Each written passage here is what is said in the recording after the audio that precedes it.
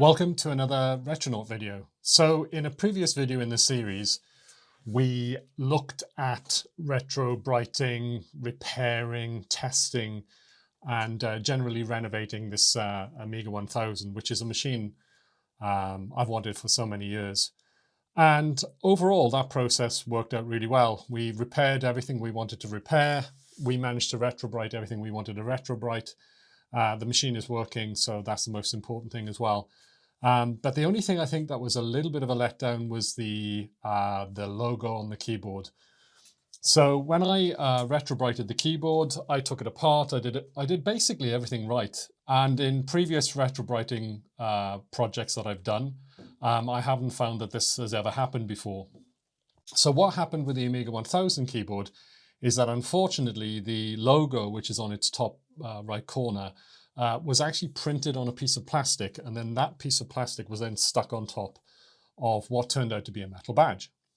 And I actually thought it was a protection for the metal badge. And usually when it's a metal badge, it's pretty resistant to retrobriting, especially if you have some plastic on top of it, which is stopping the active process of bleaching. So when I actually came to take off the protective plastic, it turned out that the logo was actually printed on the plastic itself, as I said, and then stuck onto the metal. And it had basically bleached as part of the retrobriting process. I had to leave the keyboard in the peroxide for, I think it was 4 days. So it was a long time. And so yeah, it had a pretty serious effect on the logo, as we saw in the previous video. So I was going to leave it at that. But it was kind of niggling at me, and I thought, well, you know, it's not really 100% successful. So I decided to try and do something about it. I had to think about what I was going to do. Was I going to buy a metal badge off one of the vendors that you can find on the internet?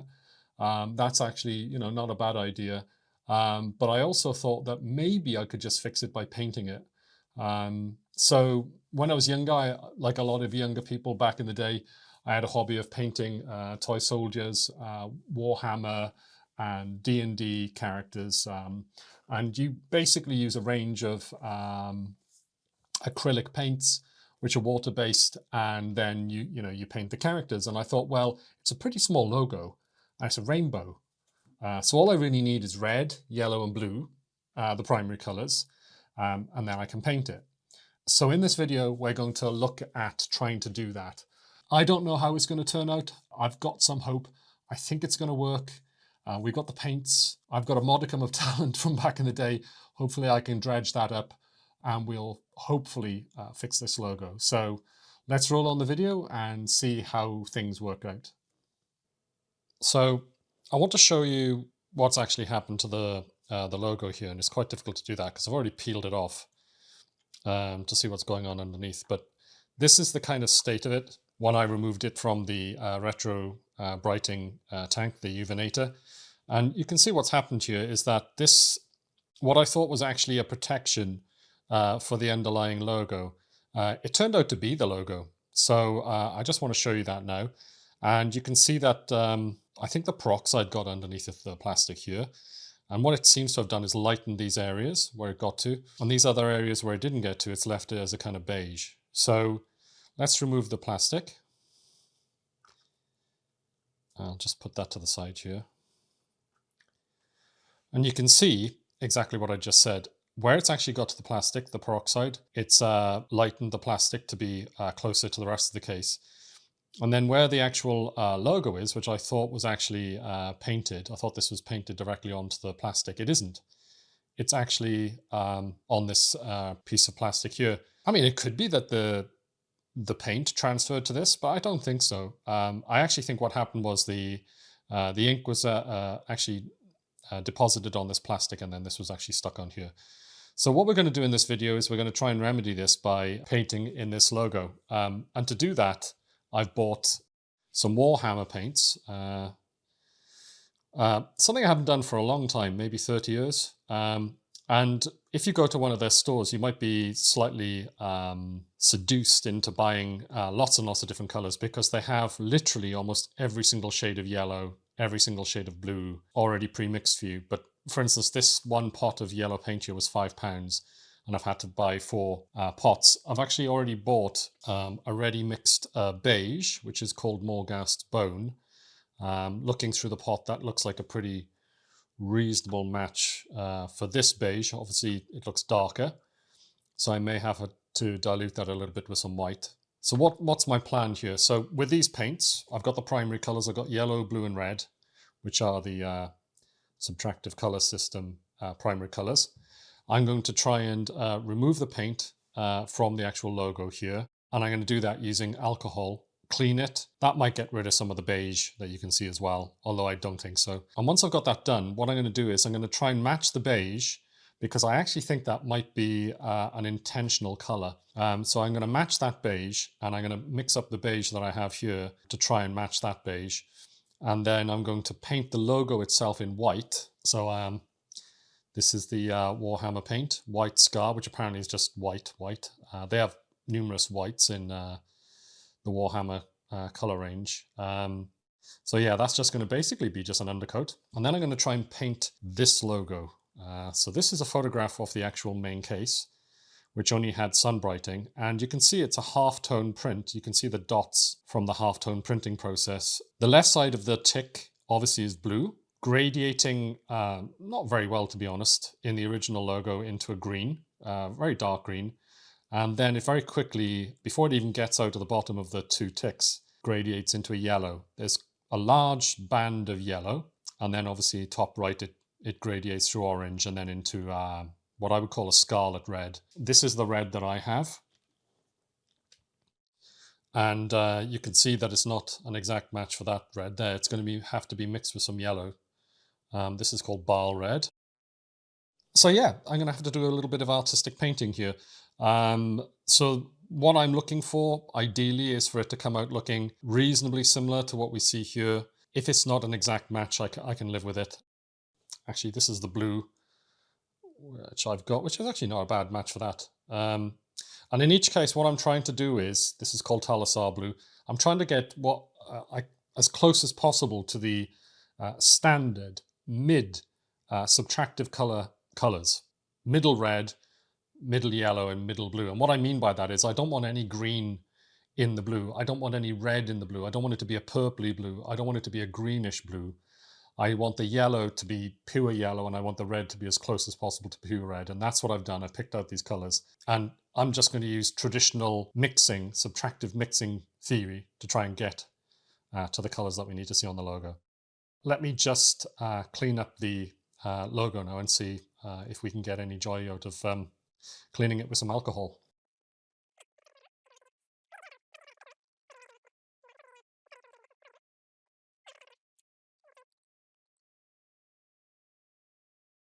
I actually think this might be a metal badge. It looks like I'm getting metal coming through.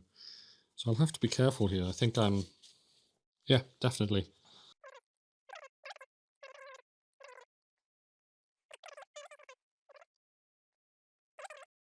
So for this video, I'm actually going to use the top of some coffee cups. These are disposable. I throw these away every single day, and they are white plastic. And the reason why I wanted to use white plastic is because then I can see my colors against them, and I can actually get a good idea of what the color is going to be. So yeah, that's my methodology. The other thing is these are disposable, and I'm not going to damage anything by mixing my paints on them. So here I'm trying to paint in the rectangular area around the tick with beige, and I'm mixing up various versions of beige and then trying to paint that in. And there were 2 problems here. Number one, I couldn't quite get the color right, and that's because the beige was probably a little bit too warm already, which means like I can't take that red out. And the other problem as well is that it was just producing a very lumpy and uneven finish. And when you compare that to the finish of the plastic, which is very even, very smooth, I just felt that in the end it wasn't going to produce a good looking result. So after several attempts to get the color right and, seeing how uneven it was going to be, even when it was dried, I decided to not put the beige in using paint and to instead to concentrate on just getting the actual logo itself correct. Let's move on to that in the next section. So what I've decided is, because it's so hard to color match this beige, I'm just going to go for painting the logo and leave it at that. I think it's going to be the best thing to do. In this case, I think a light touch is the best thing to go for. So I'm just going to get the paint, the white paint neat from the pot. And what I'm going to do here is I'm just going to paint on an undercoat, basically. I'm just going to paint that on. What I'm aiming for is just to get the logo itself primed on top, ready to go with the color.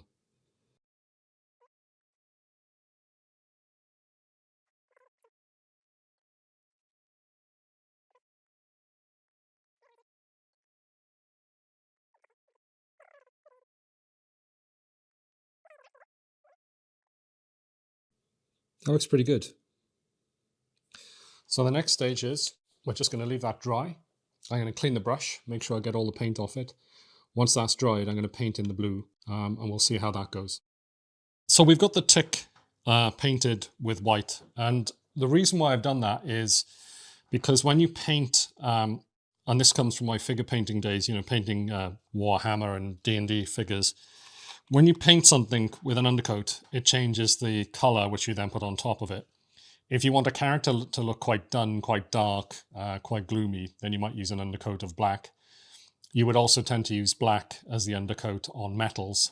But if you're trying to make anything look light and cheerful, then you would generally use white as the undercoat because it makes the color come out as bright as possible.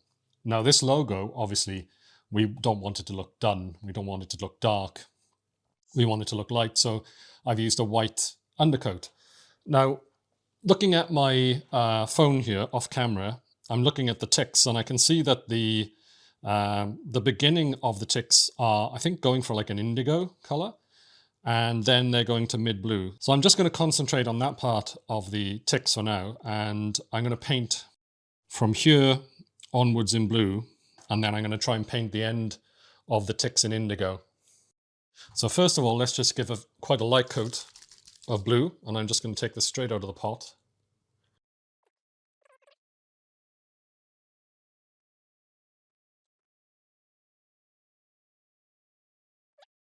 The coverage is not amazing, actually. I was hoping for a more even blue. So let's just try putting a little bit more paint on. So I'm just going to take some of this paint off. It's now very heavy. Okay, now I'm going to mix in a tiny amount of red into this. Just going to make a slight indigo towards the end. Unfortunately, these paints are not really given that great a coverage. I was hoping they would, but they're not. So we might have to paint these on rather thickly to stop them being patchy in appearance. So it's just the way it's turning out. So I'm going to make a slightly purple, quite a lot of blue, just a dab of red.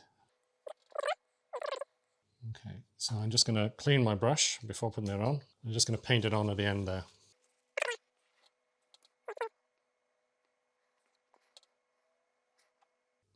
Yeah, that's okay. Next, I'm going to paint the middle with a little bit more blue because it's just not covering very well. It's actually looking a bit better now, I think, as it dries. That's okay. And now what I'm going to do is I'm going to paint the main part of the ticks in yellow, because on the actual, just try and show that to camera. There you go. You can see most of the main part of the tick is actually yellow and then blending into orange. So let's try and paint in that yellow now. It's effectively going to end up as being an undercoat to the red and the blue. And that's going to make it go green, right? If you mix yellow and blue, you get green. I'm just going to paint it on here.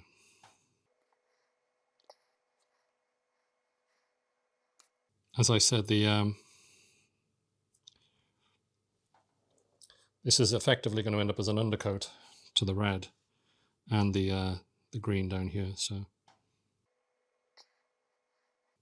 if I do it while it's wet, I may be able to get a blend while it's wet, which might work out looking a bit nicer.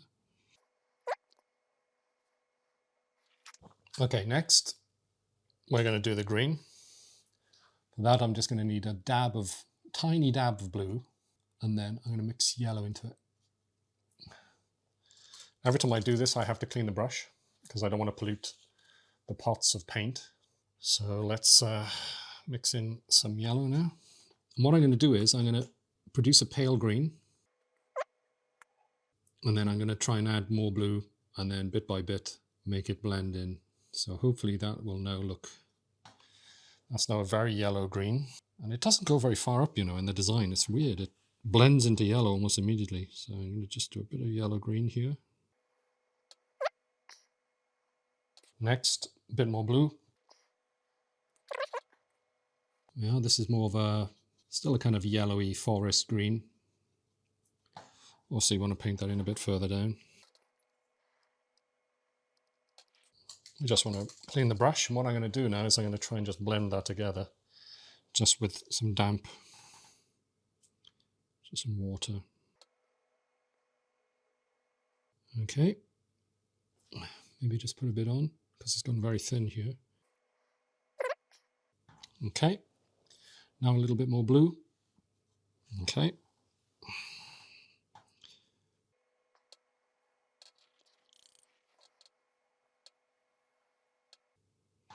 And now we'll put a bit more blue, and hopefully that'll be the blend done. Because now it's basically going to be blue with a smidge of green in it.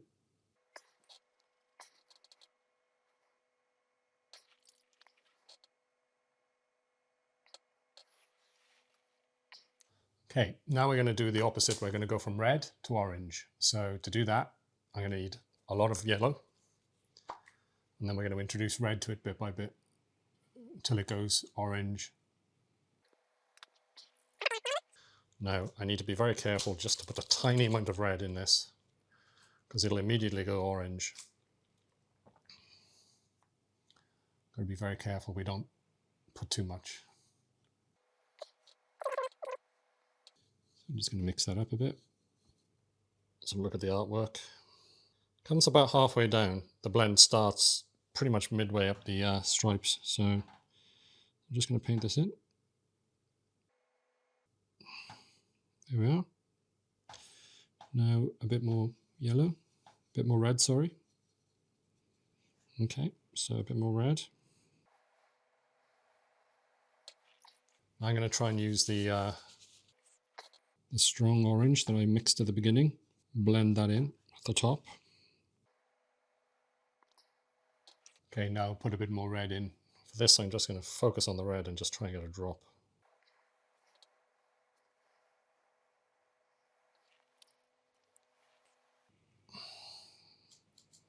Just going to try and blend that down a bit.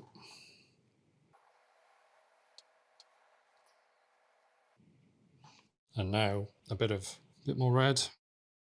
I think this is the last red I'm going to use because it's very strong here. So I'm just trying to dilute it a little bit with the yellow just to make more of a crimson. There we are. And I'm just going to put that on the tip and then try and blend it down a bit.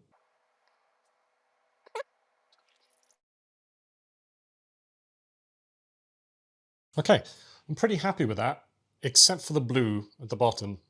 And this green here, this blend is pretty nasty. So I'm going to try and make that a bit better. So it's a bit less patchy. Let's see if we can do something about that. So for that, I'm going to need a little bit of pure yellow. There we are.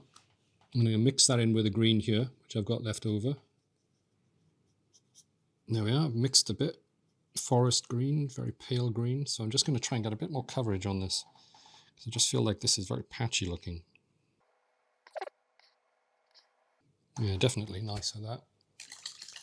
Now I'm just going to try and blend in, while it's still wet, a little bit of pure yellow in the middle.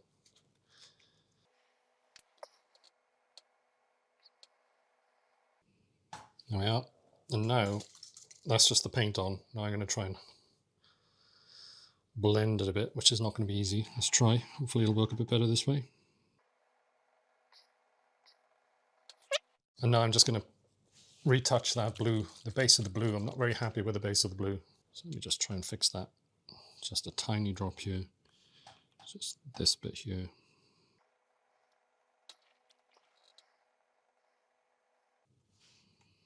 Oh yeah, I don't think that's too bad. Let me just show you the, so there's the original logo, and this is the repainted one. So I don't think that looks too bad. What I'll do is actually I'm going to try to paint a very fine line between the ticks at the bottom here, and that's just to try and separate the two ticks out. But I think it's looking pretty good. So this is the keyboard with the finished painted logo. Obviously, if you fixate on it, if you zoom right in like this, you can probably see that it's been painted by hand. But if you actually look at it and not really concentrate on it too much, I think you'll just think that it's just the normal logo. I was thinking about it. Maybe one other thing you could do to make it look a bit better is to cover it up with a protectant like it had originally to make it look more like a metal badge. So previously in this video, I explained that, you know, it would be good to have some kind of covering on the icon and the logo, I should say. And the problem with that is I can't really put tape on because it would actually damage the logo, I think. So what I've decided to do is I'm going to actually use some of this Satin varnish. It's by a company called Army Painter. It was the only one I actually found that had a satin finish. I'm not sure if that actually turns out to be true, but that's what it says on the tin. And I think satin would make more sense than gloss. I don't really want the light going across it, and I also don't think I want it to be matte. Yeah, I think satin would be nice. It would give it a little bit of a sheen from certain angles, and it would make it look like a sticker. So yeah, that's the finish I'm going to go for. To make this work, I need to completely mask off the keyboard, because when I spray this, like all sprays, it's going to overspray. That's always the way it is. The wind blows and this varnish will go everywhere. So what I don't want to happen is for it to go on the rest of the keyboard. So I've used a tube of light card, which was a piece of waste card that I had hanging around. It's actually quite damaged, so I don't think it's really that useful for anything anymore. I'm using some quite high-tech masking tape, and the reason for that is I don't want it to come off when I'm spraying. Some masking tape can be so low-tech that it actually has a tendency to come off when you're using it. So what I'm going to do now is I'm going to finish off masking this area. I'm just going to get quite large pieces of tape. And just going to put on my jewelry goggles just so I do a good job of this, so I can get a close-up view. And what I'm going to do is I'm going to put this right up against the edge here, and I'm going to put it along the edge, rub it down, and then stick this onto the card and make sure it doesn't move. That looks pretty good. Now the opposite side.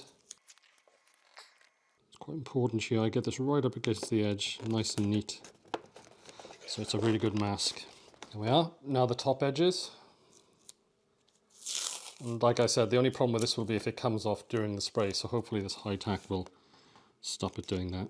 And I'm buffing it down quite hard because I want to make sure that it's, you know, well stuck. And now the last edge. I'm positioning against the edge first to get it right on the edge, and then I'm just rubbing it down from there onto the plastic underneath and the cardboard, so the two get bonded together quite nicely. Okay, I think that's ready to spray. So let's now head out into my garden, and I'm going to set up a little spraying spot where I can actually spray this and not damage anything else. So I've got the keyboard set up in my garden, and obviously when I'm spraying I don't want to get any of this varnish on anything in my home, so I've gone out here. I actually use a bin, a garden bin, which again is, you know, it's not critical if that gets a bit of spray on it. And I've got my logo ready to go. I'm going to go pretty lightly on this, and I'm going to do several coats, because what I don't want to happen is for it to have like a big pool of this varnish. Yeah, let's try and do it in about 3 coats. It's a very small area, so I'm just going to start off with a little puff, and then I'll probably go inside for a bit, wait for it to dry, come back outside, another layer, and then again wait for a bit, come back outside, and build it up like that. Okay, so here we go. Fingers crossed. Okay, let's have a look at that from the other side. Yep, that got it. There's actually, I can see a sheen of varnish on it. So let's just leave that dry. So I've left it for about 5 minutes, and the weather today is not great, so I've got to be very careful it doesn't rain on this. I don't want to get it wet. It's lost that wet sheen, so I think we're ready to go again. I'm going to do it from this direction this time just to see it a bit better. There we are. That's the second coat. So as I mentioned, it's a rainy old day. You can see some spots of rain on here. So let's just quickly do the last spray, and we'll take this indoors to dry. So yeah, I've given it 3 coats of this. I'm touching the masking tape here, and it actually feels dry. There's no tack to it or anything, so I think we're safe to take it off. Let's take it off and see what we've got.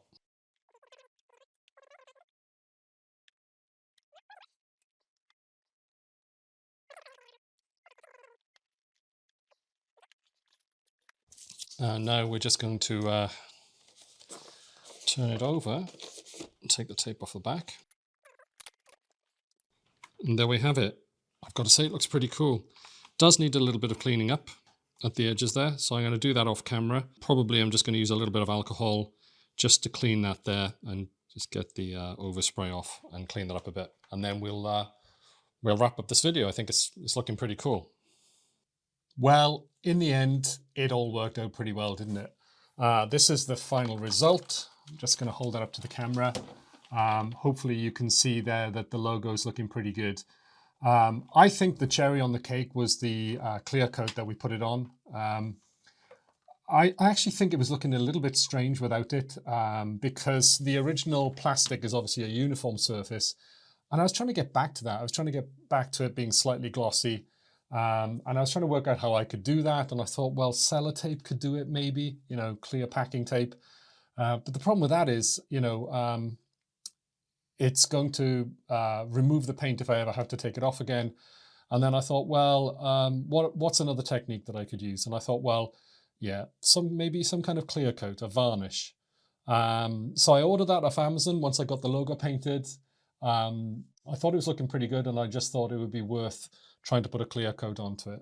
The other advantage of clear coat as well, you know, varnish, is that it's going to protect the logo. It's hand painted and it's pretty vulnerable to being scratched. So I put 3 coats of clear coat on. So hopefully that will add up to being pretty decent protection. It just makes the logo look like it's just a professionally printed thing now. So I honestly think the machine looks pretty much mint. So I'm really, really happy about the end result. And I definitely think it was worth risking painting this. I mean, obviously it's a bit of a risk. It could have ended up looking, you know, a bit cack-handed and a little bit amateur, but I honestly think it looks really great. So it's definitely one approach. I'm not saying it's going to be for everybody. To be honest, it wasn't the cheapest approach because each pot of paint that I bought was £5 each, plus the brushes. And then the clear coat was like £10 as well. So you're talking about £35, £40 altogether just to be able to do this. But to be fair, it is an approach that we can use for other computers. And if I need to retouch colors on other computers, or if I need to add some clear coat to them in different places, it's actually an investment. It's been an investment in time, and I think it's paid off. So yeah, overall, I'm really happy. I hope you enjoyed this video. I certainly enjoyed making it. And if you did, please click on the like button. And obviously, if you like this video and you want to see more, please click on the subscribe button. And hopefully you'll enjoy more videos that we put out in the future. Obviously, if you enjoyed the video, please let your friends know who are interested in, you know, retro computing and this subject, because obviously word of mouth will help spread the popularity of the channel as well. I hope you enjoyed yourself. I know I certainly did, and I'll see you in the next video.